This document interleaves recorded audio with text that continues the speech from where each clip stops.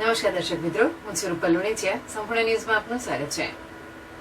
આજે વિશ્વ આદિવાસી દિવસે અમીરગઢ તાલુકાના આદિવાસી સમાજ દ્વારા બાઇક રેલીનું આયોજન કરવામાં આવ્યું હતું. સમાજના યુવાઓ તેમજ અગ્રણીઓ મોટી સંખ્યામાં હાજર રહી બાઇક રેલી વિરમપુર થઈ સુરેલા, ઇકબાલગઢ સહિત તાલુકાના ગામ ફરી અમીરગઢ ખાતે આવેલ મામલતદાર કચેરીએ પહોંચી હતી. જે બાદ અમીરગઢ મામલતદારને પોતાના સમાજના પ્રશ્નોને લઈ આવેદનપત્ર પાઠવી રજૂઆત કરી હતી. સમાજના આગેવાનો દ્વારા આવેદનપત્ર પાઠવતા કહ્યું હતું કે આદિવાસી સમાજના જે પ્રશ્નોનું નિરાકરણ નહીં આવે તો આગામી સમયમાં કોંગ્રેસ દાંતાના ધારાસભ્ય કાંતિભાઈ ખરાડીના અધ્યક્ષસ્થાને વિધાનસભાનો ઘેરાવો કરવામાં આવશે. આ અંગે યુવા આગેવાન ઈશ્વર ડામોરે જણાવ્યું હતું કે 9 ઓગસ્ટ વિશ્વ આદિવાસી દિવસ ઉજવણીના ભાગરૂપે ભવ્ય બાઇક રેલી સાથે આદિવાસી સમાજના જાતિના દાખલા અંગે પડતી મુશ્કેલીઓ અને આદિવાસી સમાજના યુવાનોને સરકારી પરીક્ષા પાસ કરી તેમ છતાં જાતિની ખરાઈ બાબતે 1 વર્ષથી સરકારી નોકરીના ઓર્ડર અટકાવી રાખ્યા છે, જે ખરેખર ખૂબ જ ગંભીર બાબત છે. આવા અનેક પ્રશ્નોને લઈ મામલતદાર કચેરીએ આવેદનપત્ર પાઠવવામાં આવ્યું છે.